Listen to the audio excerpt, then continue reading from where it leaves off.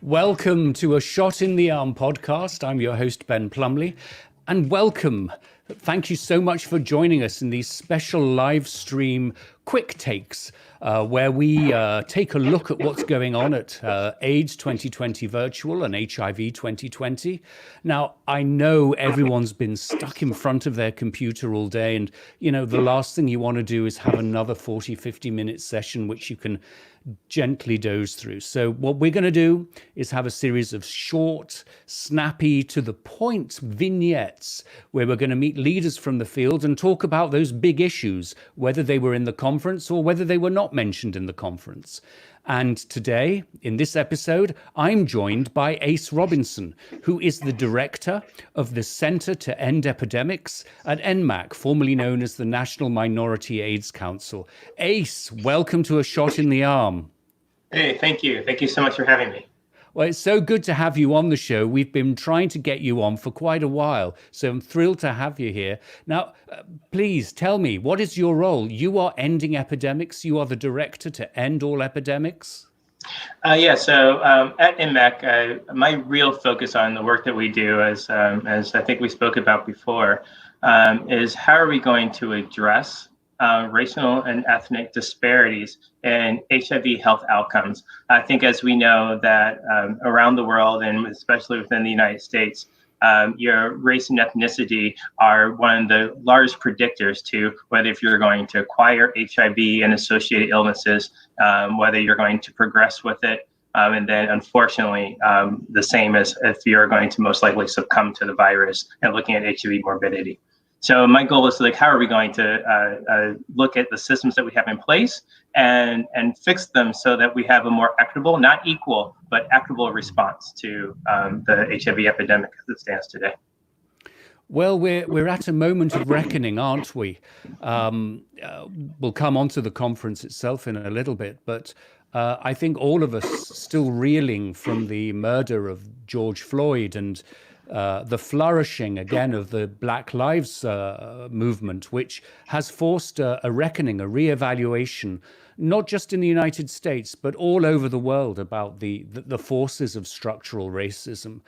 Now, you've spoken about this a lot in the past, and you've spoken about it in relation to our movement, the AIDS movement. And I just wonder, to kick things off, do you see this as yet another event in a long stream of abuses, or do you see something different this time, an opportunity that we can all rally around? The optimistic side of me really hopes that this is more than just a moment for people who are not Black and African American within the United States and beyond. We've seen bits and pieces of, we're going to have change. We're going to be able to have a sustained movement, very similar to the civil rights movement that my parents participated in the 60s and 70s. And we look at the little opportunities we've had in the past to really start affecting change. It's not so long ago, maybe about 4.5, 5 years ago in 2015, when we also had a large spate of televised or mobile phone televised shootings and killings of unarmed Black men, from Willard Scott to what Dylan Roof did to old Black people in the church. And we really thought that we were going to have a sustained movement then, and then it petered out to the next big news of the day. So one thing that has been helpful and quite endearing to this particular moment that we hope turns into a movement is the intersectionality. So we're seeing a lot of individuals putting their necks out to have the type of movement that is really going to drive us forward, who are not Black identified or are not directly associated, like saying that they have biracial or a Black child or whatnot. We saw bits and pieces of this in and like in particular urban centers. When after Eric Gardner was murdered in New York, we saw lots of great like New York, Chicago, LA, people speaking about I can't breathe and coming together. But we did not see that in rural settings and small towns. And to be honest, it is really good to see that people who are not part of large urban centers, who are not living next door or are in the same house as people who are Black African American, being involved in this movement. So I really want to say I'm hopeful. I honestly will say I won't be surprised if this becomes just another moment in time, but I'm really hopeful that this will be a sustained movement where we will see a lot of the critical issues that must be addressed for us to have an equitable experience of life for all the people who walk this earth. And again, here in the United States, and this conversation will really focus in on the United States, as well as the Black Lives Matter movement, we of course have had the pandemic of COVID-19, which has grotesquely and inappropriately and disproportionately affected people of color. But of course, that is nothing new because people of color have been disproportionately affected by HIV. And so I wondered if you could perhaps talk a little bit about your feelings, your view of how the AIDS movement in the United States has embraced or not the diversity of the experiences of people in this country who are living with or affected by HIV. What we've seen through the introduction of the COVID-19 pandemic throughout this country are a lot of the same issues and the same systemic problems that have, for lack of a better term, have plagued the HIV impacted community. We watched where resources were directed towards the HIV movement when people who were of higher resource were directly impacted, or at least perceived to be directly impacted. And we saw what happened at the beginning of the HIV movement in the US, where there are so many gay white men who were able to utilize their white privilege in society to directly address some of the leaders in the country, and doing things like jumping the White House gates, protesting at the FDA. All these things were very much needed. But at the same time, it was very clear who we did not see at those protests, who we did not see in those rooms. It was not an equitable response. There wasn't like a kumbaya moment where we were all coming together. There was a lot of energy and interest to support the communities who were comfortable and had the socioeconomic power to say, oh, my largest ism that I have to deal with is homophobia. That's the only discrimination I have to overcome. And then I'm able to use all my other privilege to keep moving forward. And we're watching this happen the same within the COVID-19 pandemic, when at one point there was perceived that, oh, this is going to be the great equalizer. The governor of New York, Governor Cuomo, said, "Oh, like COVID-19 is going to be the great equalizer. All hands on deck. We're all going to need to support each other." And then we saw, well, that wasn't true. Now, like we're looking at the data. The New York Times just reported like how much like that Latinx people are 4 times, I believe, more greatly impacted by COVID-19. Black African Americans are 3 times more impacted than by COVID-19 than white Americans. And we're seeing like what has been the fallout of that, something that I think we all knew what might come if we found out this was more about racial and ethnic minorities as opposed to a generic epidemic. We are going to see it politicized. And we're seeing things like everything from putting on a mask has become a political issue, like public health, and like how much people are going to actually go out of their way to make sure that the general public is safe. So we see it on airplanes, we see it in funding, we see it all through society as to now that we know that this is predominantly a Black and Latinx thing, how much resources and how much resources are being put to address the epidemic. So I was talking with a long-time leader of the HIV movement last week, talking about this very issue. And they said to me that, white gay boys on the front lines in the late 1980s and early 1990s fighting for their lives, well, they just didn't think about whether this would be something that affected black communities. It just didn't come up. Or if it did come up, it would be something that was secondary to their needs. And I wonder in your career whether you have experienced that and seen that sort of second placeness. Every day that I've worked in the HIV field, you see and you feel that. Last year, I was at a conference. It was a generic public health conference, and then the issues around racial inequity started to come up, and then the whole conversation around leadership kept moving forward. And one of the participants, where I was speaking on behalf of the HIV movement and talking about racial inequity, her response was, "Oh, well, don't you work in, since you work in HIV, that's the most snow-capped, meaning white people in leadership, white people on top modalities in all of the country."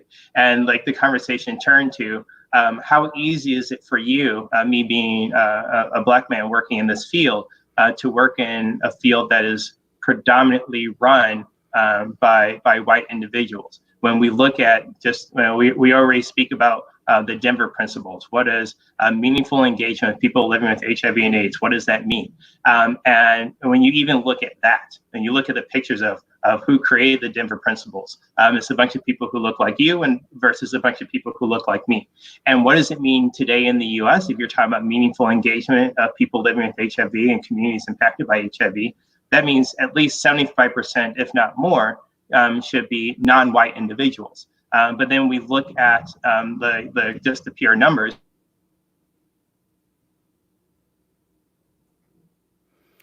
We seem to have lost Ace for the moment, but he'll be back with us shortly. I was going to comment about what I think is perhaps a huge contradiction at the heart of this. So Ace mentioned the Denver principles, the greater involvement with people with HIV and AIDS, and that back then, people with HIV demanded a seat at the table, and they were able to force a seat at the table. And mostly those were white men from the United States and Europe. I was talking to Kate Thompson, who is with the Global Fund these days, but who was one of the founders of the international community of women living with HIV. And she observed that one of the reasons why ICW came into being was precisely because there wasn't any resources for women. And so Ace, this sort of contradiction at the heart of this. People with HIV demanded a seat at the table. Those people were largely white, largely male. And there was this sort of sense of, oh, well, if there are other people wanting to sit at the table, African American, other people of color, well, don't worry, we'll take care of you. We've got it covered for you. And I wonder, as you look at your career, how difficult has it been to sort of grab that seat at the table? So it's beyond difficult to make sure that you're not just at the table, but you're also being heard. How are you setting the table? Are you invited to be the tokenized person to speak on behalf of the Black and African American community? Or are you the person that's going to set the table that the others will be responding towards? And so when we look at, I'm not sure the point where my internet went out, but if you are trying to ensure that the people who are setting the agenda reflect the community, very similar to the Denver principles, we have to make sure that 75% of the people who are setting that table are non-white individuals, just like the people who are sitting in the clinics today. And unfortunately, the people who are still dealing with all the difficulties and passing from HIV-related illnesses. So I know we're looking at, when we speak about that, 67% of people in HIV leadership in the U.S. Being white individuals, although white individuals only make up approximately 20-25% of the living cases in the United States. We know that that is all the parts of the systemic pieces that we must address. Who is sitting in the boardrooms? Who's going to choose the CEO? And then the CEO is going to choose their senior team. Because one thing that one of my colleagues said, which was so telling, Black people will always be the decorations for an organization. They will never be the structure that's going to keep the building up. And she was very clear that she, because of systemic racism and the trouble that would cause, she said, if you ever use those words, do not associate my name with it, because I already know that white men will have such a negative response to me even saying that, that my career will be damaged. You wrote a piece, I think it was in The Body, or was it Pause? The Body, a couple of years ago, where you raised this and you described some very specific examples of how African Americans had been had reached the glass ceiling and hadn't been able to move up in a leadership role.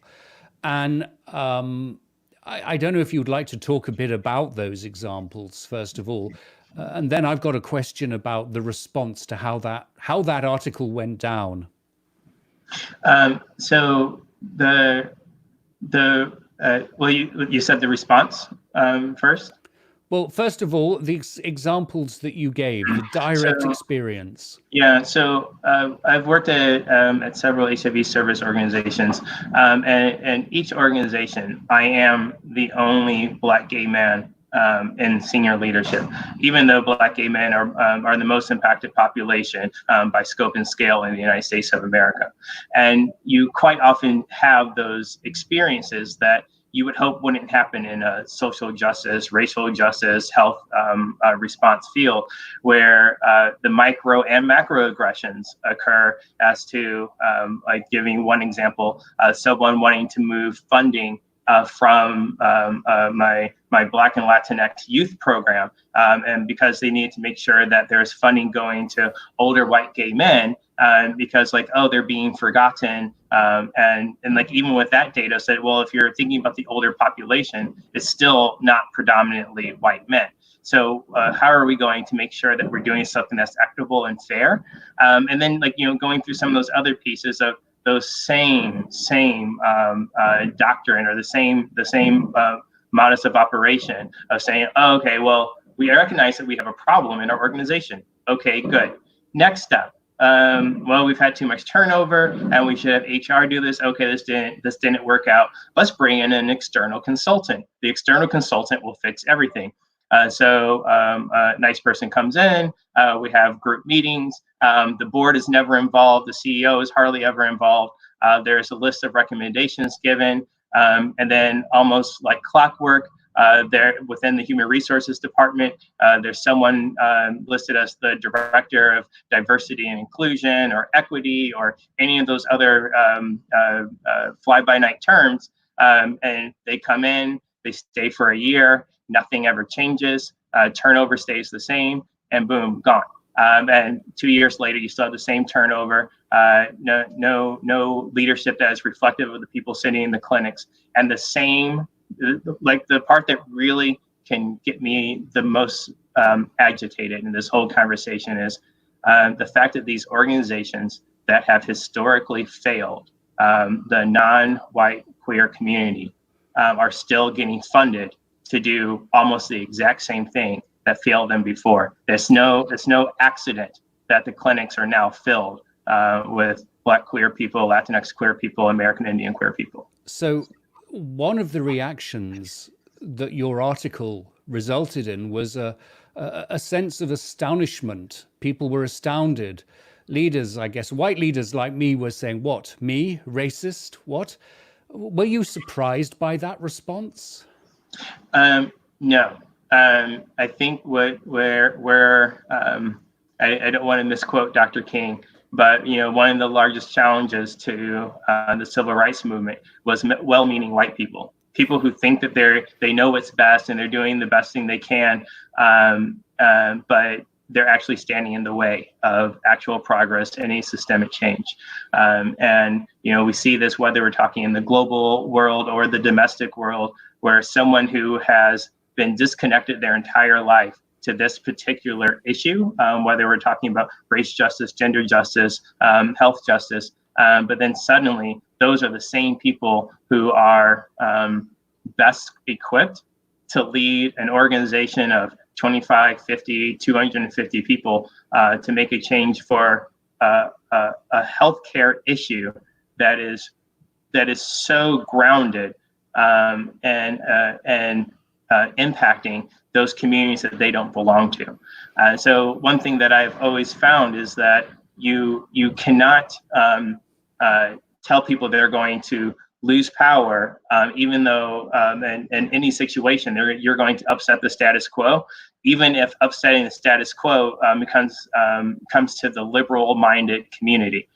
So we're all like joining hand in hand to go against people who are more conservative, who demonize, who verbally demonize Black people, transgender people, people who use substances. But then when it comes to those more nuanced conversations where change actually has to happen, where like some people are just not willing to get out of the way. And we have those conversations, whether it's people living with HIV and leadership. The head of UNAIDS spoke today when he said, we really need people who are from the communities impacted by the virus within those communities, and people living with HIV to be in leadership to help make these decisions. Because one thing that is very clear, I don't need a focus group. I don't need to do any outside resource. I don't have to do any academic reviews, look at any academic journals to understand what's happening in my own household. And that is the one piece that really has to be driven home. Yeah. Now this is a very difficult thing for me to say, I guess. And I couch this in terms of being a white immigrant with a very different and certainly not in any way less a heritage of white supremacy. I'm from the UK, and of course, don't forget who shipped slaves from West Africa to the United States, and don't forget who went on to conquer half the world and have the largest empire, the British Empire. But at the same time, I was brought up to be very aware of the evils of racism. That I think is one of the big gifts my parents gave me. And I've consciously fought to overcome and sort of be aware as best as I can. And I suppose, Ace, that while I would hope that there is, that there isn't a racist bone in my body, I know that despite my best efforts, that just isn't true. That there are times when I can anticipate, or where I see something I've done, or where I look back and see a decision I made, that something had happened there that was rooted, I think, in this sense of systemic racism that affects us all. And one of the things that I'm going to take you up on this, I'm going to hold you to this, that you've offered this need, as well as enabling the community of the next generation of African American leaders, those of us in authority, those of us in positions of power, who are white, we need to have a conversation about what it is that we need to do. And you offered to moderate a session between a number of those snowcaps, as you used the phrase. And I would be delighted to be a part of that. And I would love for us to sort of set something up and do that early in the fall. So I'm going to hold you to that. Yeah, definitely. I think it was a AIDS conference about 6 years ago. I can't remember when Dr. Krim passed away, but it was the last time I saw her in person. And we were just happened to be sitting next to each other, and we were rambling on like French is my second language, and she goes, "I'm sick of seeing the same people up on stage.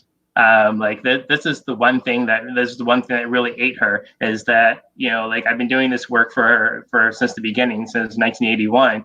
And now whenever I go to these conferences, it's like, for as she put it, it's the same old white people that she saw 2 years prior. And that really says something to me when someone who is one of the founding leaders of how we are going to respond to this epidemic, and the one famous quote that she said, or I'll paraphrase, is that like, now that we know how HIV is transmitted, it was never going to be about the virus. It's going to be about controlling people. And that is the one piece that is always, I think, the most telling, is who thinks that they know what's best, aka who can tell someone else what to do. Is it easy for you to tell someone not in your community or someone in your community what to do? Because that power structure, I think, as you were speaking to, of like the British Empire. So like someone from the United Kingdom will, like, you have centuries and centuries and centuries of history saying that white people know what's best for people in sub-Saharan Africa. We have 400 years of history in the United States of white people telling black people what to do. And if they fight back and say that that's not appropriate, that their lives and livelihoods can be damaged. And so I think one of the pieces that you brought up was what was the response to the article. The one thing that I'm very free to share is that years ago, I had this conversation with a different editor, and they were offering to ghostwrite it for me, because they knew that if I was to write something like that would also endanger my ability to have sustained employment or to find a different job in the future, knowing that the white people in power might not want to hear that they are the problem as opposed to the solution. So where do we go from here? What concretely do you see as we grasp the opportunity of this moment? The biggest piece is something that you alluded to earlier, the idea of trickle down HIV care and treatment. That the white gay guys were going to build a system, and it was going to trickle down and help everyone else in the community once that they were supported. And instead of having an equitable response where we're all moving forward in a way that we are appropriately impacted by the virus. So I think the one major piece is to have that reckoning of, like, looking at the board of directors of your particular organization, and whether you need to change your bylaws or what you need to do to adjust, like, the years of service, or to ask some people to step down, and make sure that whether you want to call it a quota system or intentional equity adjustments,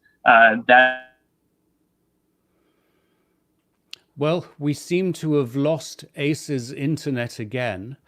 We'll try and get him back in just a second.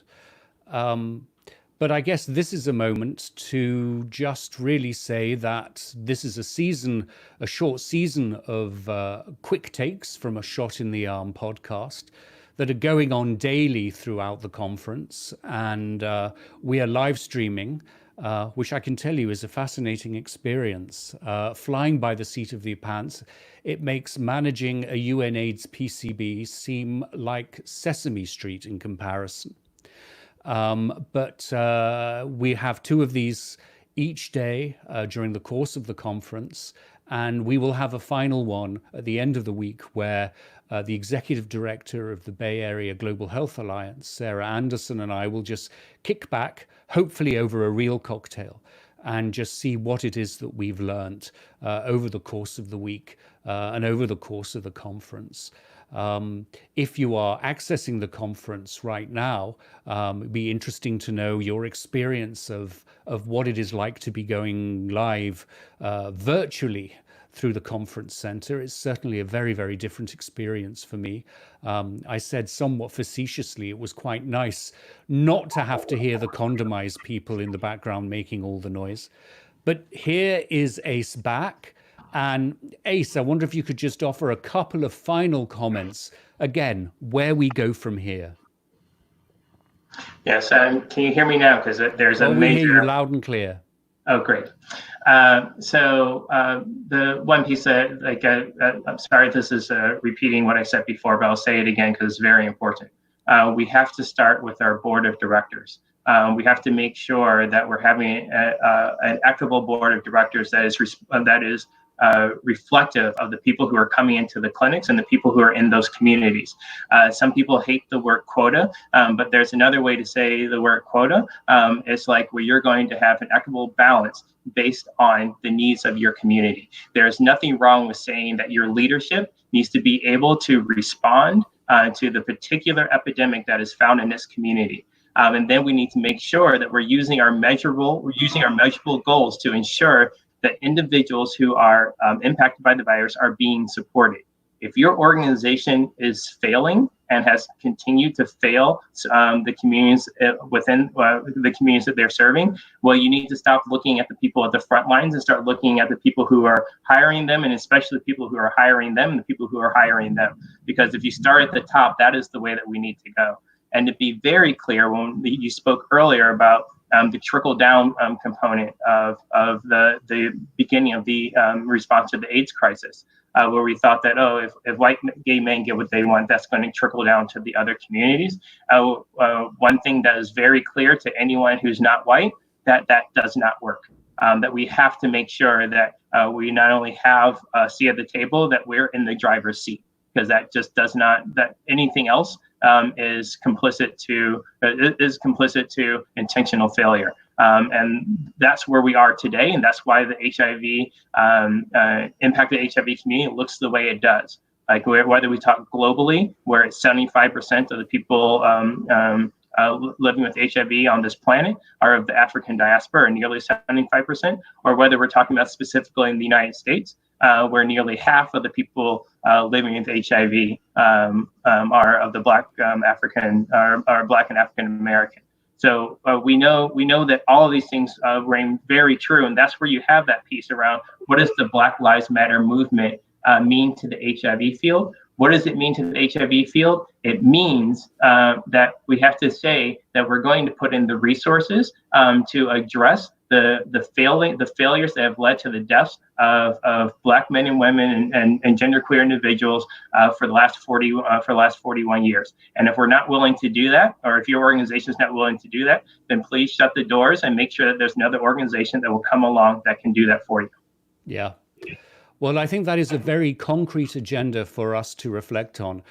Ace, this has been a difficult conversation, certainly for me, but I have really deeply appreciated the chance to, not only in this live stream, but in previous conversations, get your counsel and advice. So thank you so much indeed for joining us this evening. I hope you have a great rest of the conference, and I look forward to having you back on the show, as we discussed later, for a very special session that you would moderate. So, well, that's it for this episode. Hope you've enjoyed it. Good luck with the conference, everyone. We will see you tomorrow. And of course, do not forget to wear your mask.